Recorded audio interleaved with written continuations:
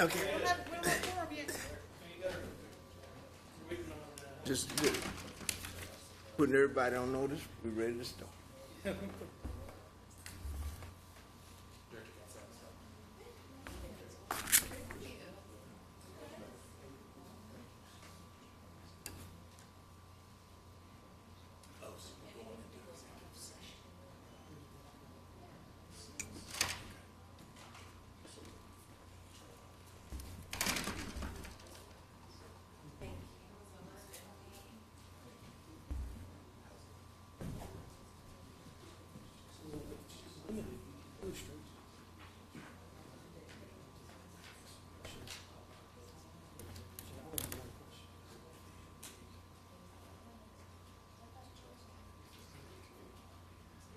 No.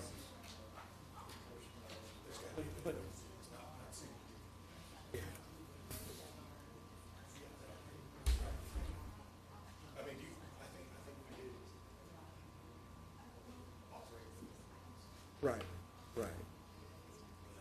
Sometimes it's cumbersome. The only thing that he could have.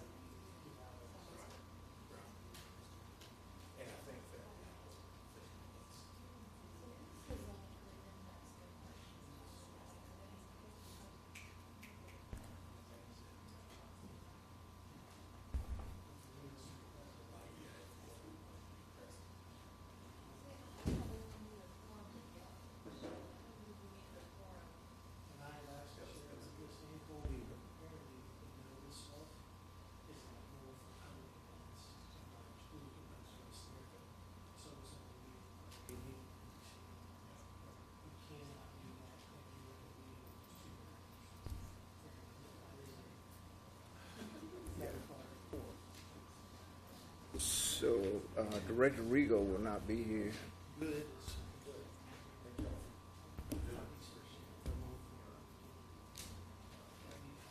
So we must He says start. he's on the way. So we must start with a quorum. Do we have to end with a quorum?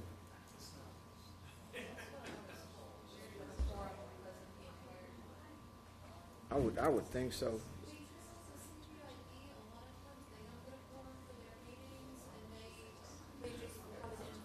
Right, right.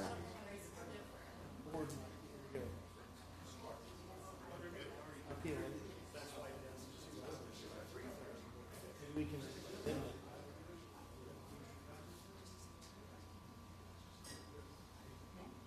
I think we got a quorum, right? See if we can. Okay. Well, let's.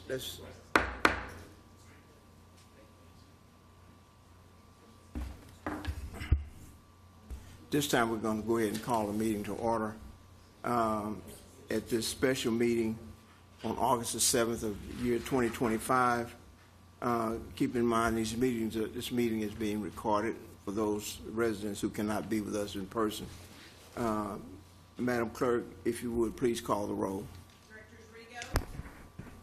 Good. Here. Kemp. Here. George Katsavas. Christina Katsavas. Here. Settle.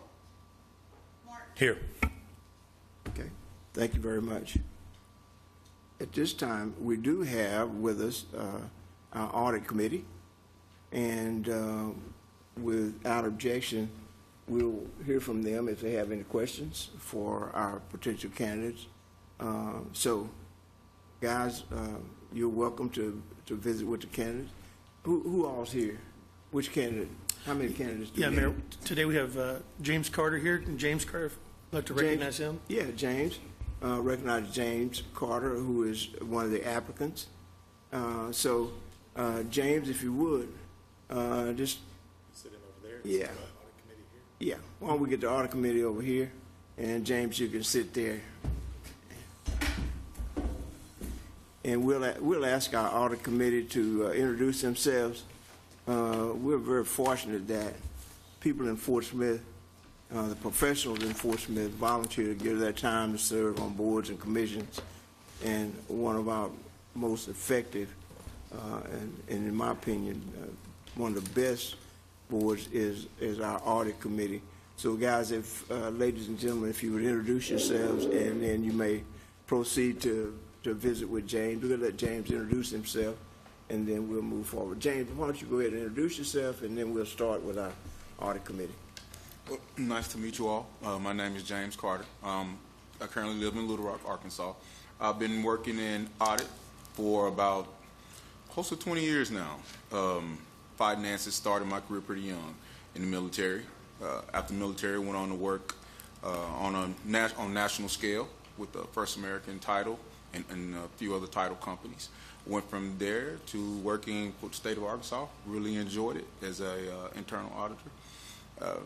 And now I'm back in the title industry and pretty much mostly development.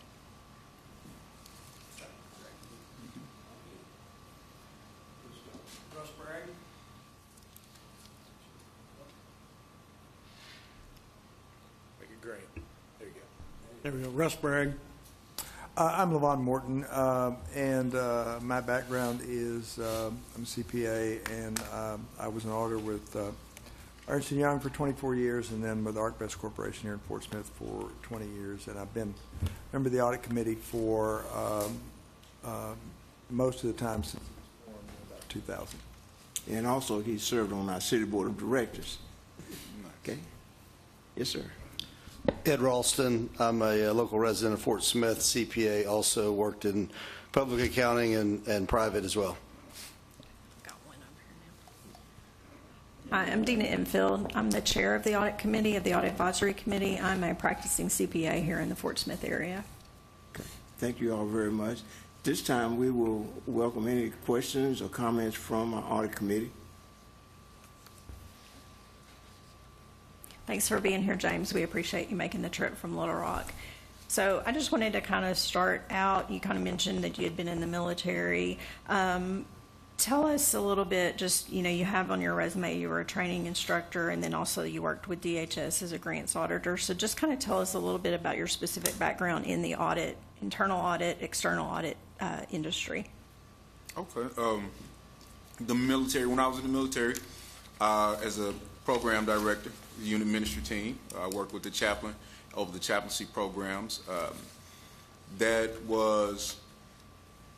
was a certified card holder, so I was over the procurement and the audit program for the once we, all of the card holders were required to reconcile once a month all of their purchases and all of their cash deposits. That was one of my one of my extra duties, as we called it, extra duty responsibilities to manage those funds. Sometimes there were. It depends on the installation I was at. And when I was at Bragg, a lot of accounts. Sometimes in 1 month, upwards of 200 reconciliations. Fort Benning was about the same. At a smaller installation, it was less responsibility. But that was pretty much the extent of my audit experience in the military. Now, after that, going on to work, with DHS, it was a really high regulatory position. It required knowledge of CFR, a great knowledge of titles, Title 45, 200, Title 200, different forms of uniform guidance. So it really sort of my career went from checking the books, went from doing reconciliations to ensuring more of a compliance type of position, working with Arkansas Legislative Audit out of Little Rock to ensure that internal controls were being reinforced, to ensure that after the audits had been performed, we did a lot of regulatory follow-up to make sure that statutory standards and everything were those individuals or organizations that were audited were made themselves compliant.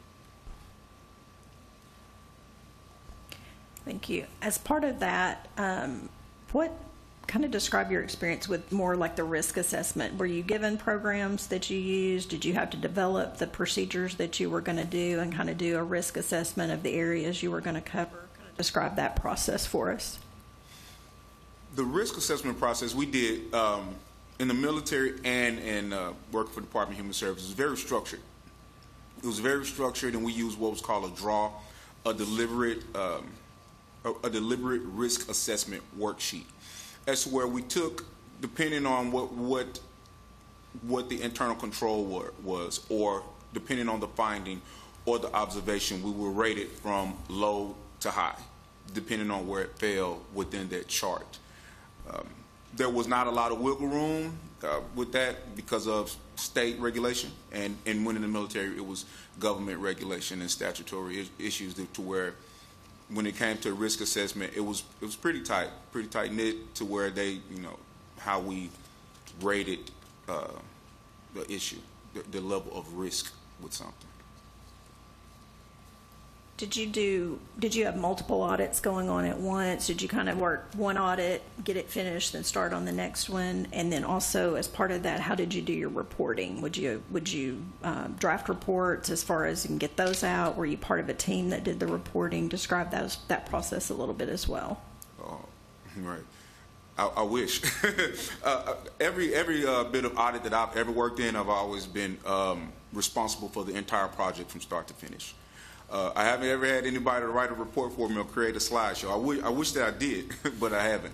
As far as reporting, I would always draft my own reports, draft my own findings. I would always draft my all of my key documentation. I was always responsible for my key documentation, and any deliverables that I was responsible for getting to the organization, I was always responsible for that. And the first part of the question you asked, did you kind of have multiple audits going at once, or was it kind of finishing one and starting the next? No, I always had to have a pipeline. I always had to have a pipeline of audits. They were always overlapping. I never had the luxury of working one at a time in order to keep up with the demand. I would always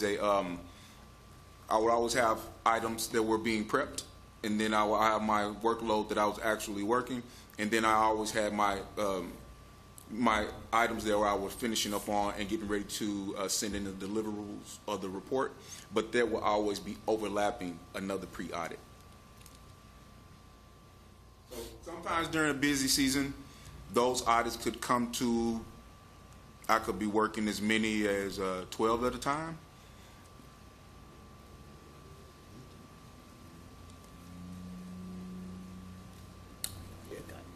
Just, what, and I didn't neglected to say at the beginning, I'm not a CPA or an auditor, but I'm a retired businessman from here from Fort Smith. But one of the things that in the 2 years I've been on here that I've seen is the process audits. You have the financial audits that we do a lot of work in as well, but we also look at a lot of our processes. Get a little bit about, I'm sure somewhere in the military here, you've got those, the process audits and waste management and transportation and all the waste, the water and sewer departments. That's as much process oriented as it is the numbers. Can you give me a little feel for your history with how you do the process audits? Now, when you say process, are you saying the business processes that keep Yes. the systems working? Oh, Yes. yes, definitely. Yes, sir. Process audits are, for me, from my experience, where we actually went in to see, they usually took a little longer than a financial audit. Because a financial audit, you have business financial statements that are right there in front of you. You can sort of start the work immediately. A process audit usually would take a little longer because you sort of had to get eyes on what was happening so that you can see what was happening. And then based off of what you're actually making contact with, then you can start to sort of review what's working, what's not working, what can we do to make it work better.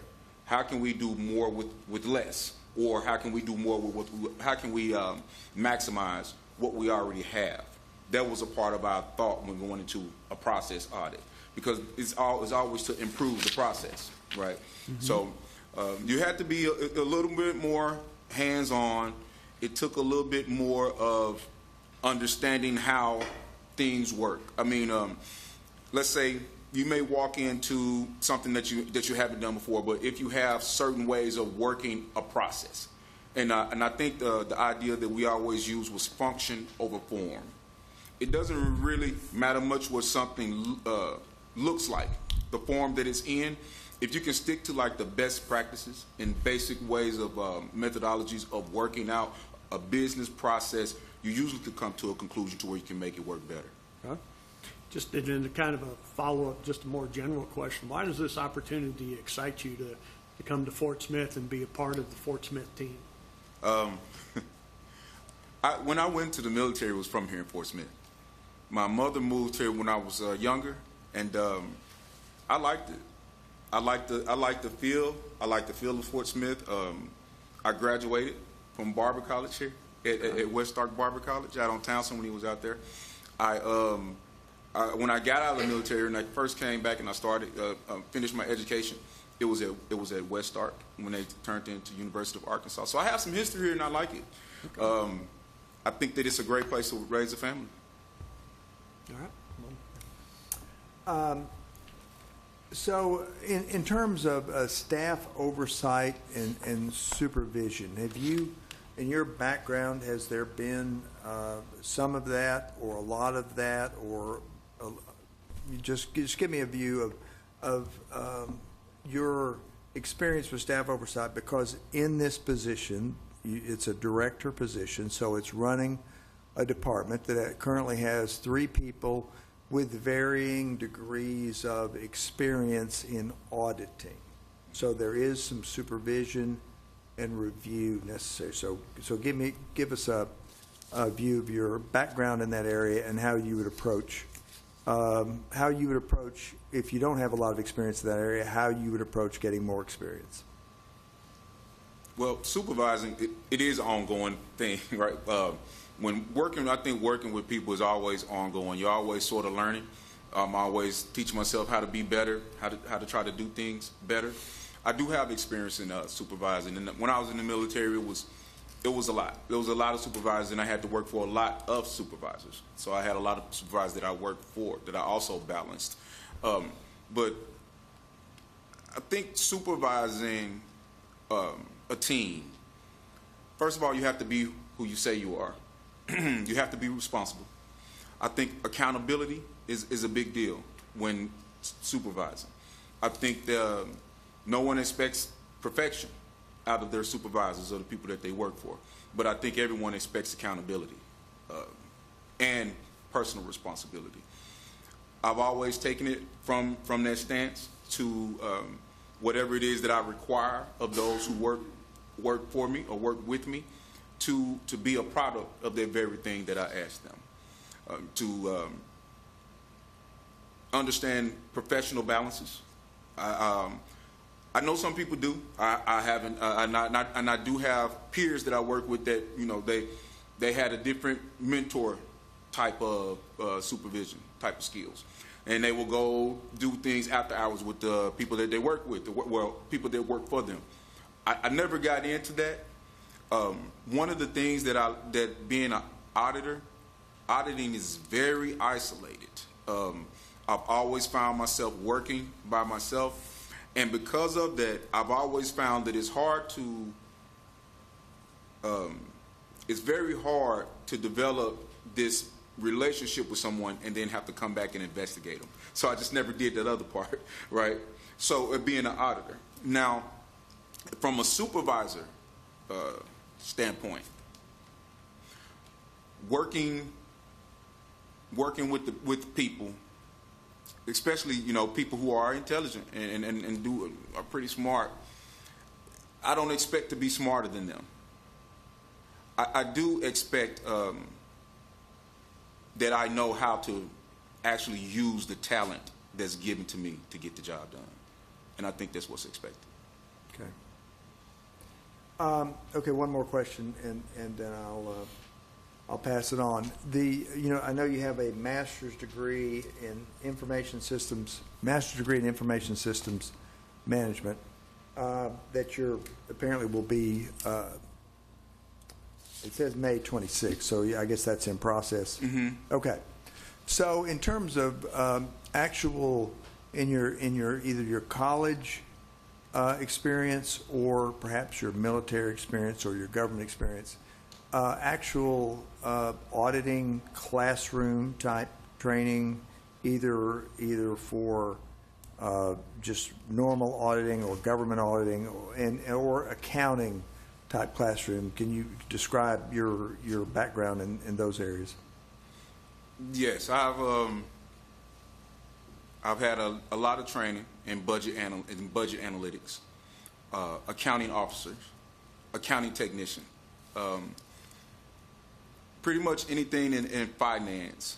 At some point or another, I have taken some type of training, whether it be in the military, working with the Army National Guard. As far as actually working with the Army National Guard, those are all classes that I teach. Not only do I teach, but I also do the development for those classes. So, And what type of classes are those exactly? those are all of the training. Let's say if someone goes into the Army National Guard and they're working in finance or some type of audit capacity, they come through the Professional Education Center, and that is where I teach and direct those classes so that they can get the credits to for their training. Okay, very good. Yeah, first, thanks for your service to the military and your work in government. It's very noble to do, and we have a lot of people here that do that, and society is better because of people that choose to serve like that, so thank you. I guess what I want to know a little bit is, that our city, just like most government entities, and most like entities in general, can become complicated playgrounds. And so, particularly when you're the auditor and you're the lead auditor, your ability to kind of manage the playground and manage yourself on a somewhat complicated playground. So, I guess what I'm interested to hear, I like your answers around kind of supervising people and that sort of thing. But just tell us a little bit about kind of who you are and how you manage yourself on the playground. It can be a little complicated. So, the oversight and the role that you play from an independence point of view in this capacity, and at the same time manage yourself daily at City Hall, it does matter, and your effectiveness will be driven by your ability to do it effectively. So, just kind of free rope. Tell us a little bit about how you get along. All right. Well, I consider myself a really easygoing person. As long as I'm getting the job done, right? The first thing I need to do is when I get to work is do my job. If I'm not doing my job, I could be a little cranky. But as long as I'm afforded the opportunity to show up and the tools that I need and that are necessary for me to do a good job are there, I'm pretty easygoing. As far as working with my peers and working with others, I'm very fortunate. I've been very fortunate in my career. I haven't had any issues with anyone.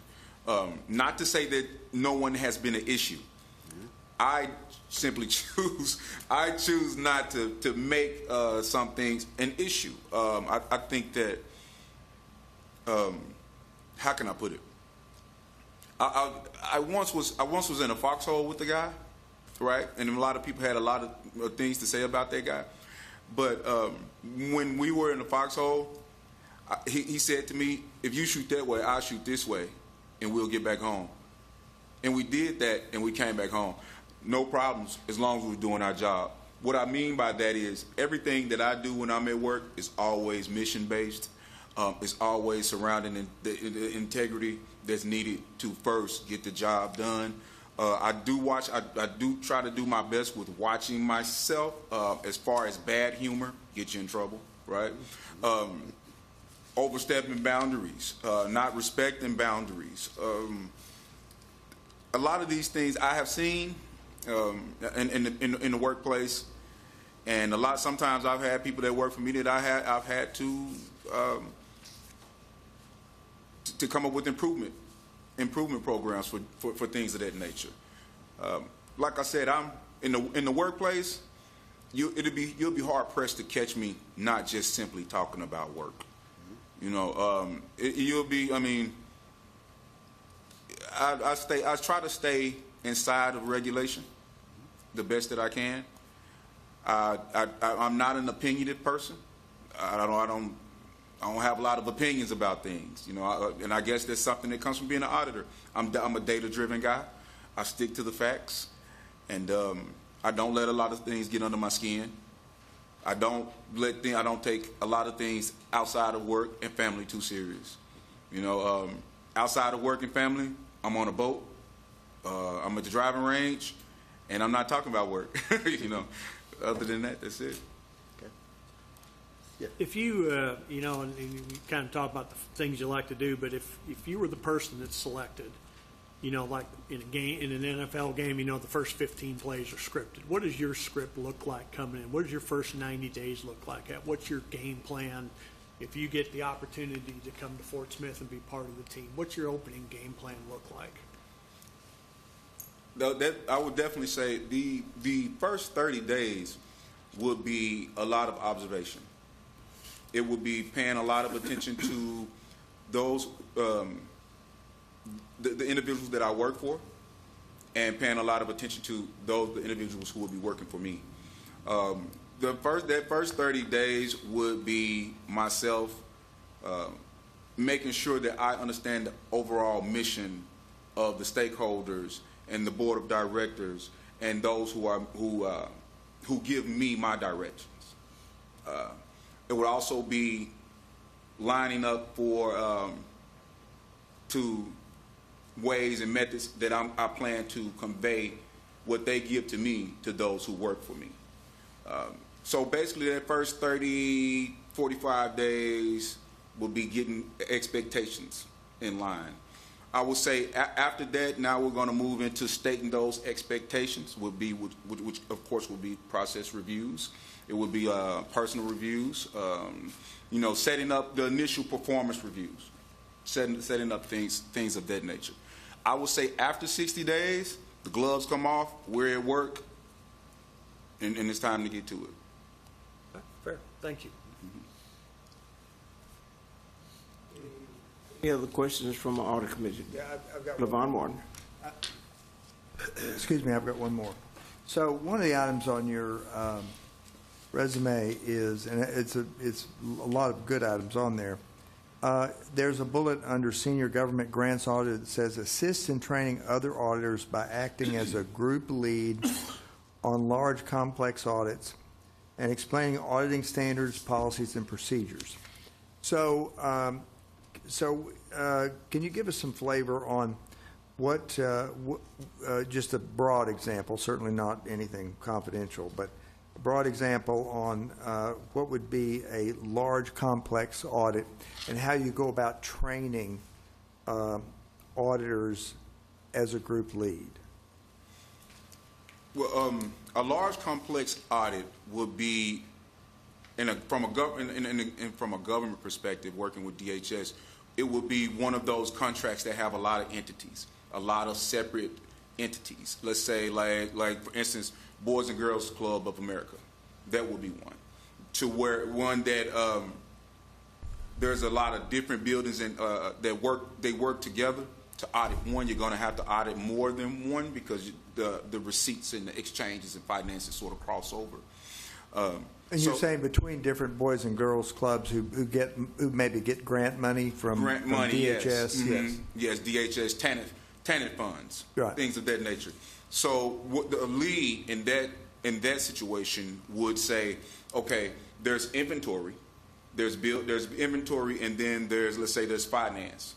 And then there may be, depending on the contract, there may be some travel allowed. Then there's travel for training that's allowed. So you're auditing against specific government standards. Correct. Right. Yeah, Mm-hmm. Within the actual grant, the written document. Yeah. Exactly. Yeah. So I would take that information. I would split those different sections that have to be tested. I would split those sections up, and I would give them to different auditors. So you would actually determine the split up and who they got assigned to. Yes. Okay, Mm-hmm. which definitely qualifies as supervision. Okay. Yeah. All right. Okay. Mm-hmm. Okay, very good. Thank you. Yes. I've got one follow-up. Just maybe just a little bit about how you prioritize tasks. As you know, our city is set up. You work for the board of directors, which you've got 7 bosses, and then you also have the audit advisory committee and the staff of the city. So just if you get conflicting duties or conflicting things to work on, just tell us a little bit about how you maybe prioritize that and kind of work through those type of things. Okay. Well, the first thing I definitely believe is using all the tools that you have. You have a calendar, you have cell phone, you have notebook paper. I believe in writing it down. If I was to speak with one person over here, I'm not going to try to remember everything they say. I'm going to write it down because I know that I have to compartmentalize that conversation and that line of responsibility, because I'm going to come back over here and I'm going to talk with someone else. And I may have, like a kid in high school with the trapper keeper. Remember trapper keepers? You got all these different folders. Yeah, for every supervisor, I have another folder, and I keep track of those things. Each individual thing that they tell me, or everything that they have for me to do, all the responsibilities, I keep them separate. I do believe in using the calendar. I do believe in just setting reminders, setting an alarm. Got this going on, have that going on over there. And one of the best things that is communication. Open lines of communication. If I'm working with you on something and I'm sitting down and I'm taking notes and you say, hey, I need you to be here on this day, this time, the bell goes off, I already have an appointment, well, I need to be able to speak with you about that. Just having an open line of communication with those who I work for to say, oh, I have this over here at that time. Is there another time that we can do this? Or is there another way for me to be present? Things of that nature. Just basically being open and because I've had people that work for me and said, and then they say, I ask them something happened, they don't show up, or something else happens. I said, well, why you didn't tell me? Well, I didn't know what to say. I said, just say it however you say it. Hey, I'm going to be somewhere else. It doesn't matter. Just tell me. As long as you can communicate it to me, I'm fine. Okay. Are there any other questions from our audit committee? If not, thank you all for being here. Mayor, at this time, I'd like to make a motion that we could go to executive session. Just know a couple directors have scheduled with their work that I want to make sure that we can give some time for due diligence as well for executive session with James Carter. Yes. No, we're going to go to We're the gonna back just go next room. door. So, Okay. yeah. At this time, we're going to go into executive session, and if you would, you can join us. Yes, sir.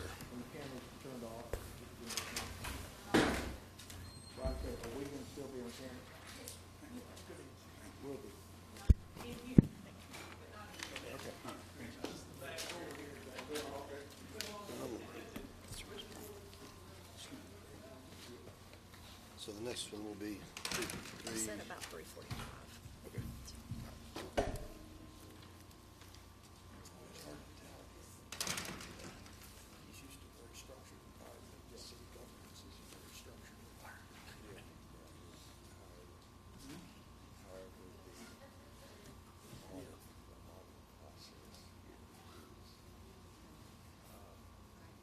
Because of the way Tracy's getting things, everything was kind of started as a project with a goal without a clear path on how to get there. So that's what people have developed into doing, is just going out and roaming around and looking for something that's off without, they have this objective to, is this okay? But there's not a, in an audit, for example, in public accounting, there's a really clear audit program for each section of the financial statements. And the same is true in internal audit, although sometimes in audit you get into areas you've never been into before, and you're part of it is learning about the area instead, and then you kind of take, after you learn about the area, you develop, what are the risk areas in this department, and what are the steps we need to go about to determine the status of those risks and the control process. For Sarbanes-Oxley is a very structured federal. But it's a law that says you must do this, and then you devise how you go about making that assessment. What did you think of this? Does that grant?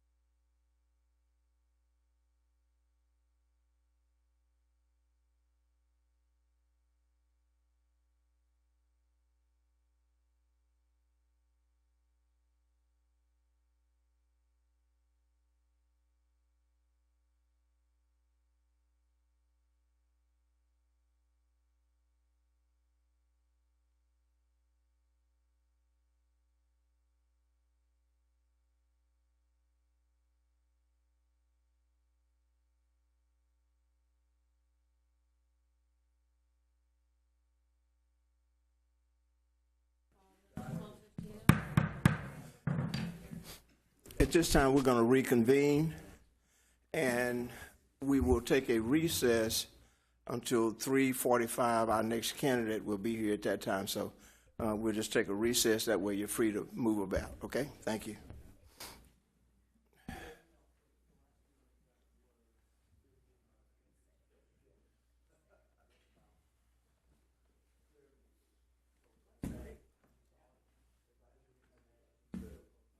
Did he invite you to Ghana? He lives in London. Oh, he lives in London. He invited him, and he had a real heavy British accent. But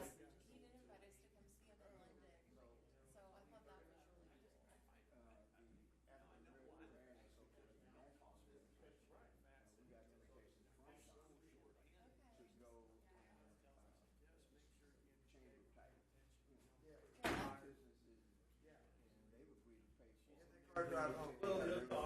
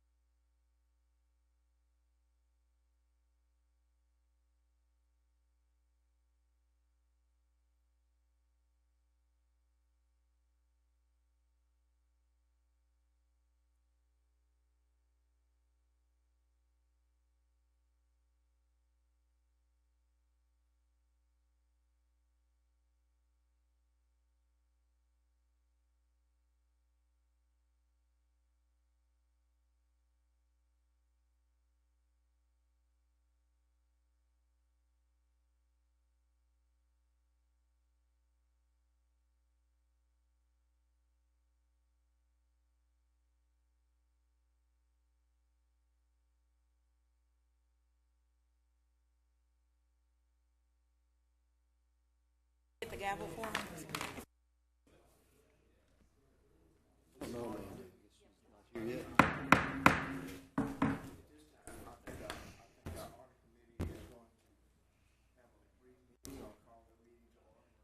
Yeah. So we're going to call our meeting that was announced for 3:30 to order, and then we are going to recess while we're awaiting our final candidate to be here. Thank you. Should be at 3:45. Sorry.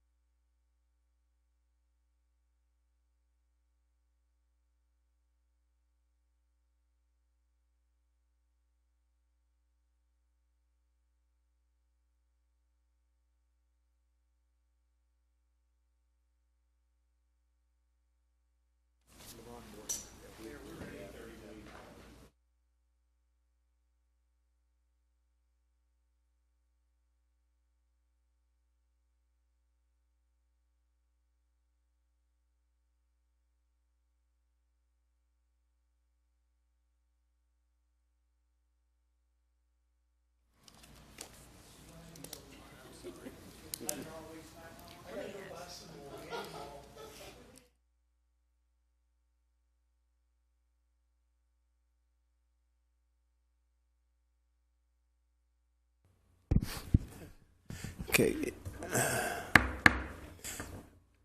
We're going to reconvene the City Board of Directors meeting. And at this time, we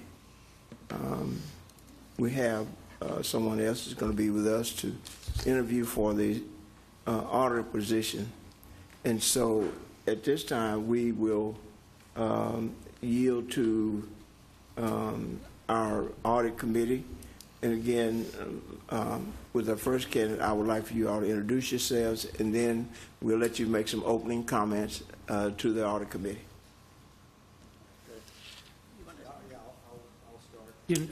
Turn your microphone on. You're still muted. Turn your microphone. Hit your button there. I'm Levon Morton, and my background is I was CPA with Ernst & Young in Little Rock for 24 years, came up here and worked as an auditor for ArcBest for about 15 years. I've been a member of the audit committee for a long time, so thank you for coming to interview with us today. Yes, I'm Russ Bragg. I'm retired from OK Foods after 36 years as an executive. I've been on the audit committee now for 2 years. Yeah, I'm Ed Ralston, local resident, been on the audit committee for about 10 years, CPA, did about 25 years at Baldor. Along the way was the Director of Internal Audit there, so a little practice in the field. Hi, Amanda. I'm Dina Enfield. I'm the chair of the Audit Advisory Committee, and I'm a practicing CPA here in Fort Smith. So thank you for being here. Okay, thank you. Amanda, would you like to make any opening comments, and then we'll turn it over to our audit committee for any questions they may have? Sure. So I'm Amanda Strange. I'm a CPA. I started my career at BKD here in Fort Smith. So I have been here almost 18 years and went to school at Arkansas Tech. I grew up in Muldrow, so always been around in this area. I've been an audit director at Forvis Mazars and worked a lot in a lot of different fields, primarily commercial, which is, most of those places that you see out, businesses in the community. Most recently, I've worked with electric cooperatives in those rural areas in Arkansas and Missouri, and excited to be here and answer any questions that you guys have. Okay, thank you, Amanda. At this time, we'll go to our audit committee. Okay. We'll get it started. Thank you again for being here. I would like you just to kind of you tell us a little bit about what you've been doing. From looking over your resume, it seems like it's more, external auditing, but kind of what, if your experience in any is in internal audit, but then how you feel like kind of what you have done would translate. And then also just talk about your risk assessment experience, how you've done as far as setting risk and auditing them. So first, with internal audit, there are various times where I have worked as the external auditor, worked with that company's internal audit team. And that ranges from, and you guys probably know those internal audit guys, we can rely on internal audit and or just rely on their work or work directly with them and give them the instructions of what to do. So very familiar with that from that aspect. I have also actually, sometimes earlier in my career, a company might need some assistance, and we would provide someone to go out in the field and actually work as part of that internal audit team directly.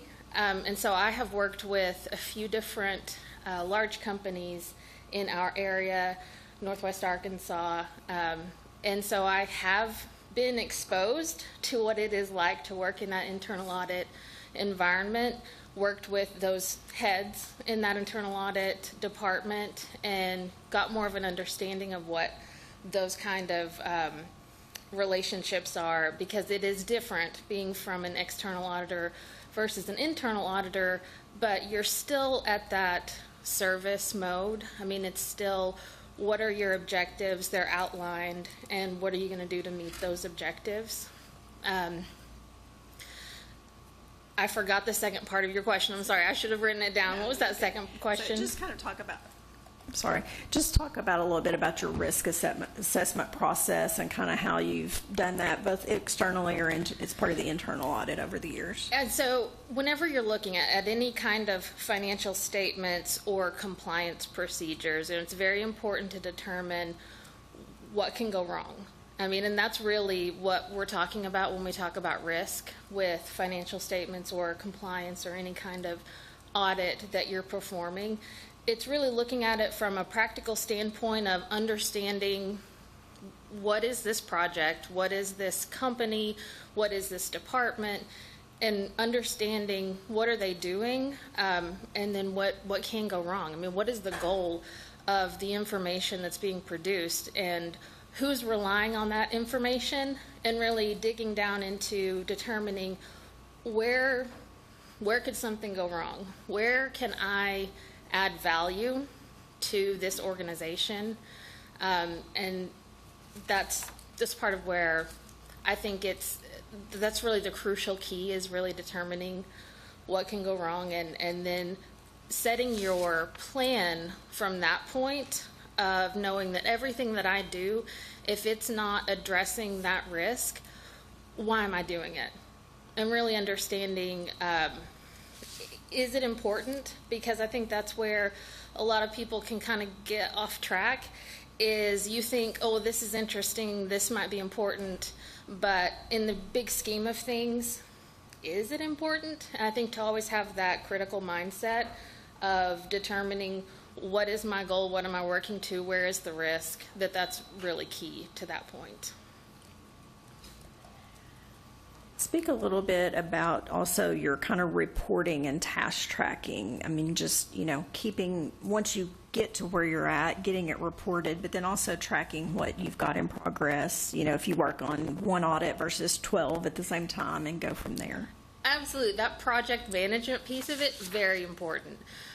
What I have been used to at Forvis Mazars is not working on one audit. I mean, what my audits tended to be smaller projects versus like an SEC company where you're working on that all year round and there's so many components to it. It's a different kind of busy than what I typically did, which was to have multiple clients at one stage or the other during the audit.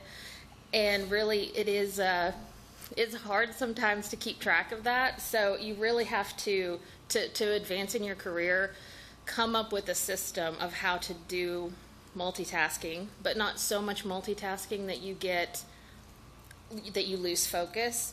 So that's making good notes so that whenever you put something down and have to come back to it and pick it back up, you remember what it was that you were doing in the first place. So that project management is very key to that. And that also really helps if you have good notes. Then when you get to the end and you say, okay, well, I've done all this work, now I'm going to report it to someone, then you have something that you can rely on, a reliable document, to come back and do whatever kind of reporting that's required. What I did with most of my clients is we would write the financial statements. And so we did a lot of those writing of the financial statements, which gets into a bunch of GAAP requirements, as you know, and whatever happens to be in those footnotes, and always making sure that the information in those footnotes matches back to your statements. On top of that, I also did a lot of employee benefit plans. And so over the years, the DOL has gotten more and more strict about more compliance aspect of that. So that really is having, because a lot of employee benefit plans, 401k plans, you find lots of things that might be wrong with that, and those are required to be reported in a formal letter to management. So that is not only knowing that there is an issue, but incorporating of this is the issue, this could go wrong, and then writing that in a formal manner that is compliant with those statutory requirements, but also adds some value to management so that they understand it in terms that are not just accounting speak. I mean, I try to always, whenever I'm communicating, take a step back and say, who is my audience, and make sure that those answers are customized to that audience rather than just throwing standards at them that nobody wants to read accounting standards except a few crazy people of us. Thank you. And I wanted to just clarify, Forvis is our external auditors for the city, and just clarify from your standpoint under the independent standards that you've not been on that audit team and that there would be no conflict of independence from that area. I definitely have not been in the last several years. I may have had a few charge hours here and there. I think when I was an intern, I may have worked on the airport's audit, which is kind of a reporting unit to the city, but not anything in an executive level capacity, and that would have been over the last 8-10 years. Thank you. Russ. Yeah, great. One of the pieces I see the financial side, and I'm not a CPA. I didn't come from that world, but I'm more of a process control type person, and one of the things I did admire that the city had done and made great strides in was a lot of their process audits, looking at the processes, which is prevention. So you got the right steps in place, you got the right pieces in place. Can you tell me a little bit about your background and your thoughts on process audit, process control, and like risk assessment? One of the internal audit teams that I worked with, that was my focus when I was working for them, and it was several weeks where we worked on that project, and it really was more of an SEC mindset of looking at those controls from that standpoint. But before you get to that control aspect, you have to understand those processes. And one thing that we really focus on in every audit, from a financial statement audit standpoint, for your information, you have to do a risk assessment of those financial statements. But, really you're looking at what's feeding into those financial statements, and all of those start with that process. And we look at that and we have to make a decision of what is process and what is control. And really, the kinds of clients that I worked on tended to have smaller accounting groups. And so we really also acted as a consultant at that point to help them understand what are your controls versus what is a process. So I'm very familiar with trying to delineate those whenever I look at something and say, this is a process, this is a control. But every piece of that, it goes hand in hand. So to say that, when we're looking at, accounts receivable, accounts payable, in order to know if that control is working properly, you also have to understand that process that happened before it got to the control. Okay, great. And then, why does this opportunity excite you? What makes you want to come join the Fort Smith team? What is it about the job or the opportunity? Kind of in your words, what would you look at like that? I will be 100% honest with you and say, when I saw this posting this time, I had just started my job search because I had decided I'm going to leave Forvis Mazars. And I looked at that and I said, with some of the controversy that's happened, I probably don't want to do that. And then the recruiter reached out directly to me and said, would you be interested? And I looked at that and I was like, no, I'm not interested in that. And then as I was talking to a really good friend who's a CPA, and I thought, was I too fast to just dismiss that out of hand? And as I was talking with her and we were talking about some of the downsides of the job, I realized, I am a resident. I love this community. I love my house. I love being here, even with all the faults that we have. Every place you live is going to have some faults. But what I looked at that and thought, I would want someone like me to be in this position, to someone who has worked with a lot of different companies, has seen a lot of different places, worked with a lot of people, to help be in this position, to be someone who can make things better and really give back to my community with the technical side that I have built up over these last couple decades. I felt like this would be a perfect way for me to give back, and that's where I landed. That's when I said, okay, let's go for it. Great, thank you. Okay. Now, in your job, you said you, at different times, manage multiple audit engagements going on at the same time in different stages. So tell me how you go about staff oversight and supervision, because it's important to know that in this job, the Director of Internal Audit for the city, right now there are 3 employees in the department with varying levels of audit experience and skill. They're all, to some degree, learning as they go along.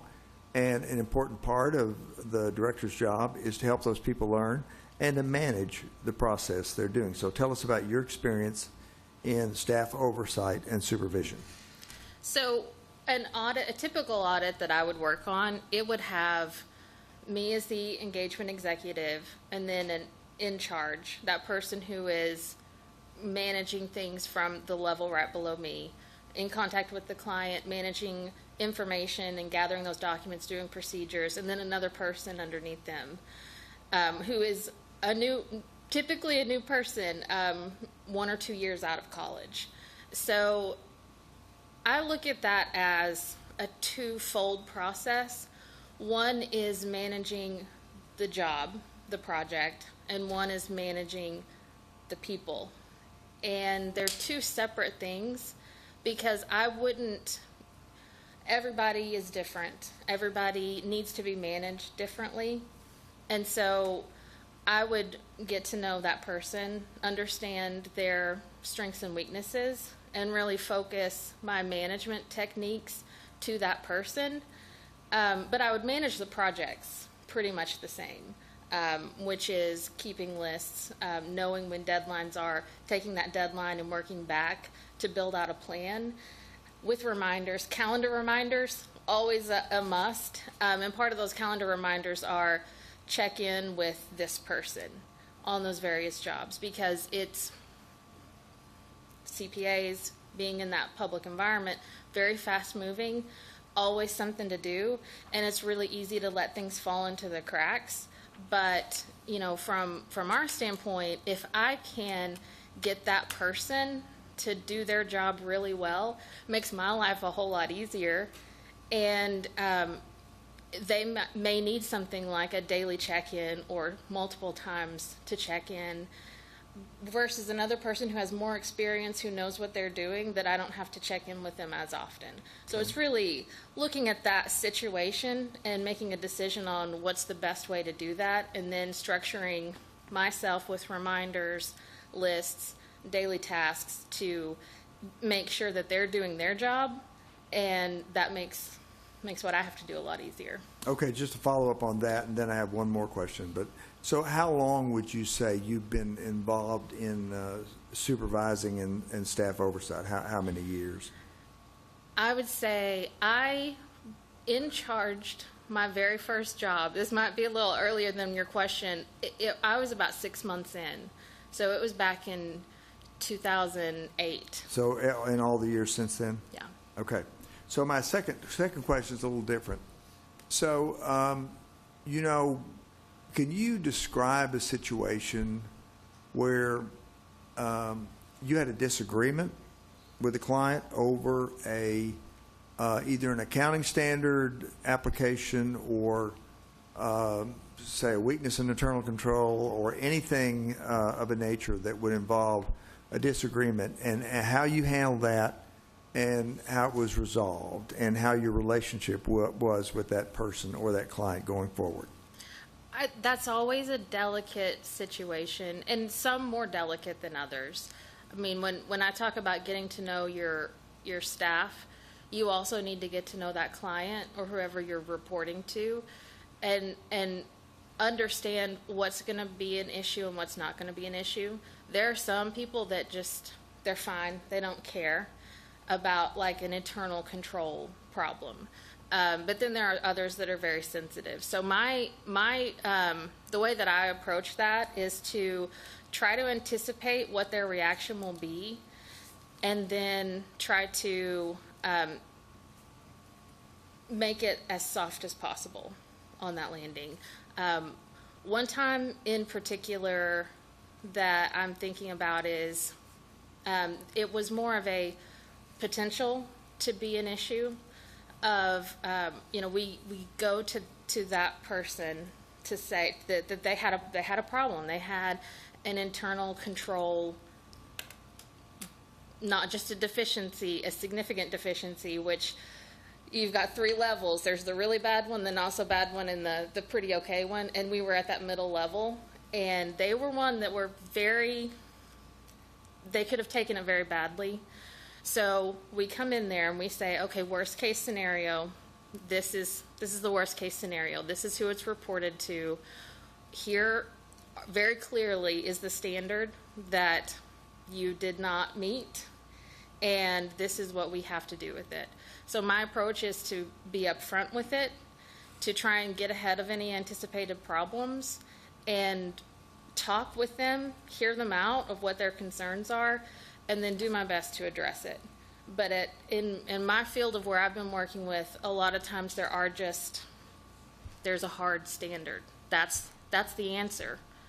And you can soften it as much as you can, but I can't make that standard say something different. And that's the reaction. This is what it is. I can't change it, but I will do my best to mitigate anything that I can. Okay, thank you. Yeah, so I'll just say thanks for applying for the position, and I really appreciate the candor you had in your response to Russ as to why you want this job. I think your response is probably the feelings that drove you to do that are probably the same feelings that a lot of people in this room have when they decide to give of their time and talent to help our community. So thanks for that, and congratulations on a nice career. 18 years in the field of public accounting is not an easy one. So I had about 2 years, and that was all I needed to decide that I needed to do something else. So the tenacity to knock that out or to get that far is fantastic. So I have a question about the role with Forvis and them being the external auditor, not so much your ability to engage in this capacity, but as we decide what work we want the audit group to do, this group decides a lot or plays a heavy role in approving the annual plan and what projects we're going to pursue going forward for the audit group to knock out. And the quality of the projects that we select is very important. And what I'd like to see us ultimately be able to do as a group and as a city is identify key projects that are important on the internal side, but then also contemplate the ability to engage on behalf of Forvis and use our staff as field auditors for Forvis in an effort to reduce our fees.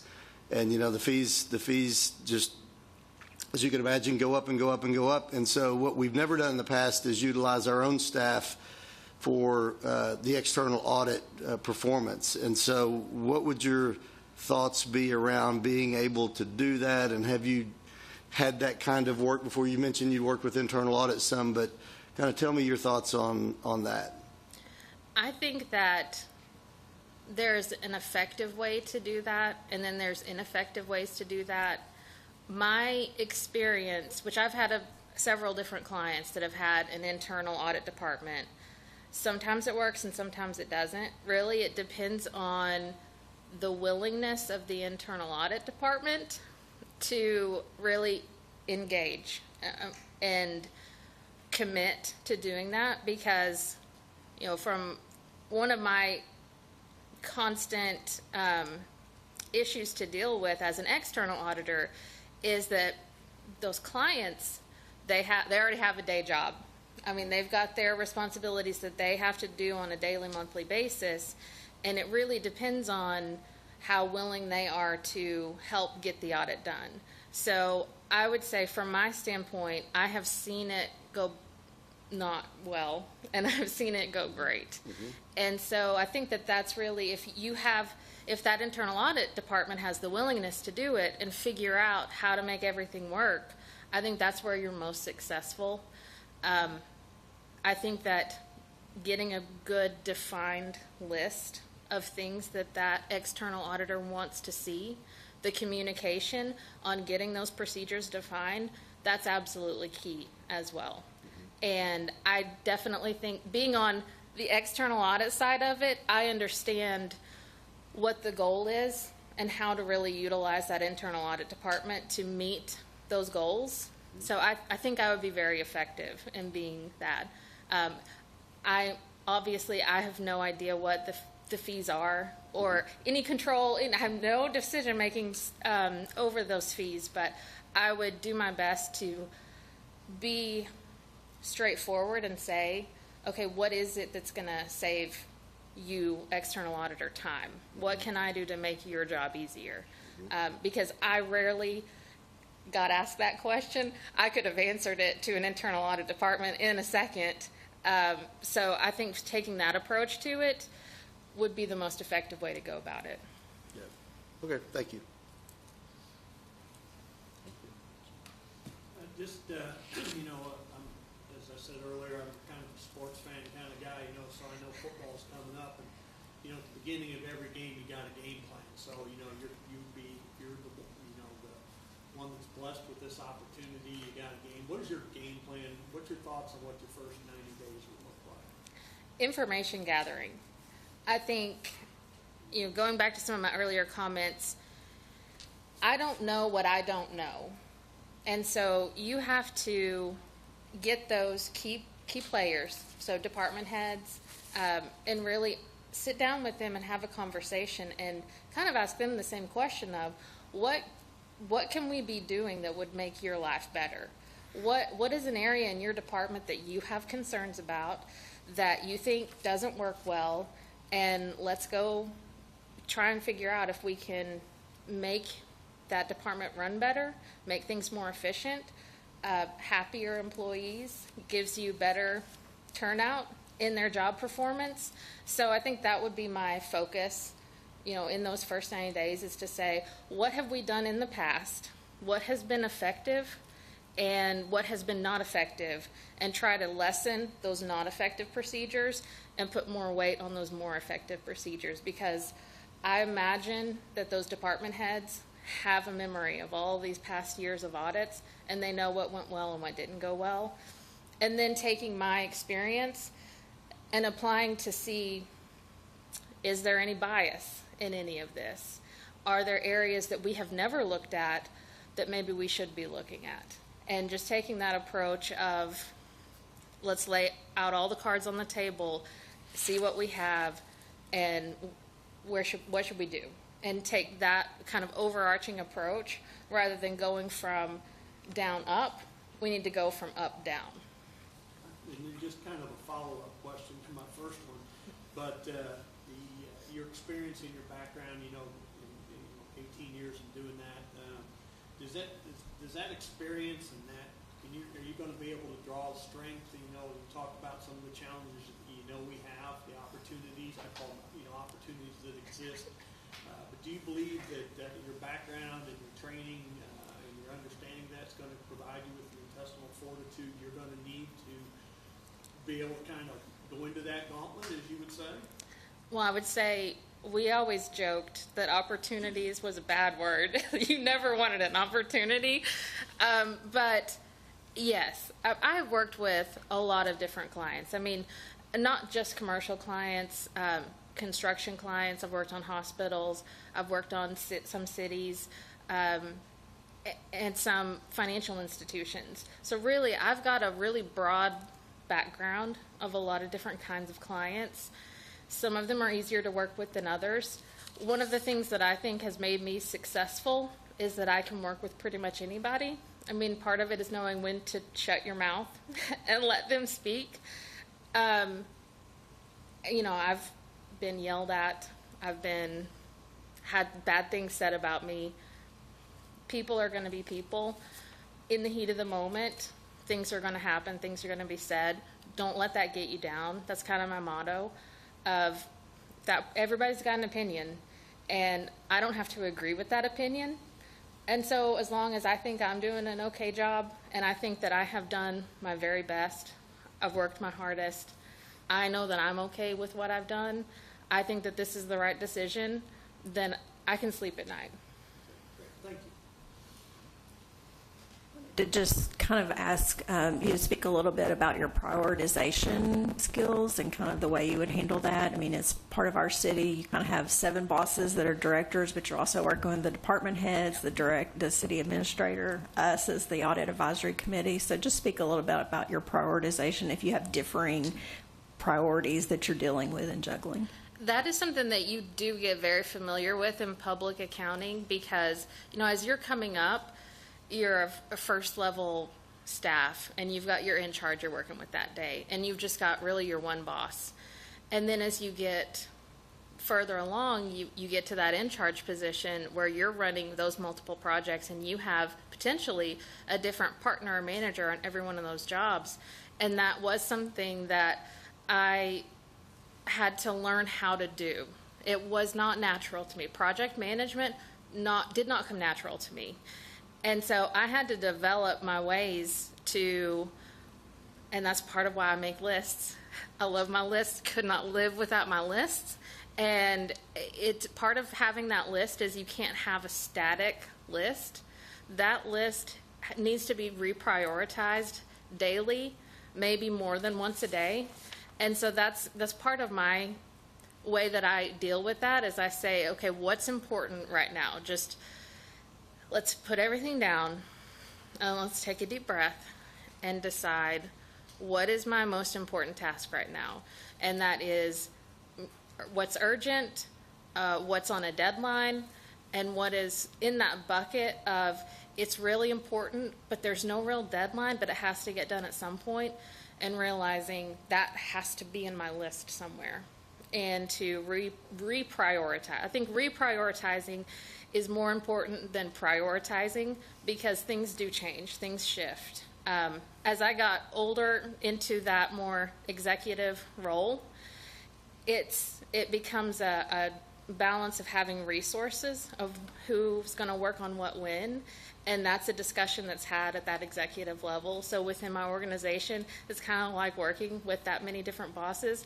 I mean, Forvis Mazars was a partnership, and so you've got that partner group, and they're like at the top, and you got to get their permission to do change something like that. So very familiar with working in that dynamic environment where you do not just have one boss. You have several different bosses.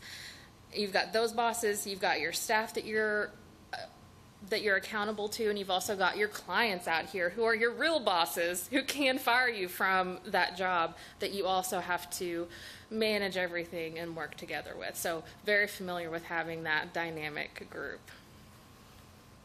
Thank you. I think we're good. Thank you. Okay, are there any more questions from our audit committee? Okay, thank you. Mayor, at this time, if I could, just like to make a motion, we could go to executive session, as I know directors need to expeditiously move through their day for their work, and like to make sure that we can include Ms. Strange in that process. Okay, very good. Okay, thank you all very much. Thank you.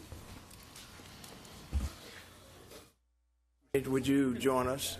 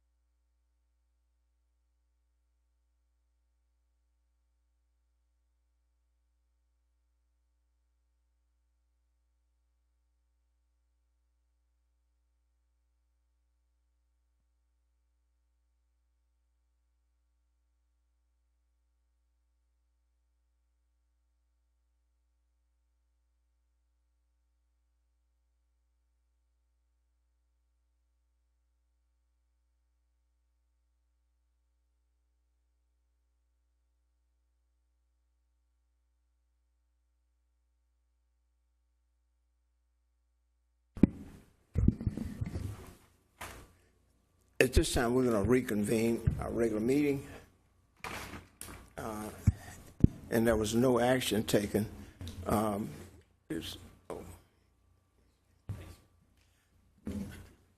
Director Kemp, you recognized.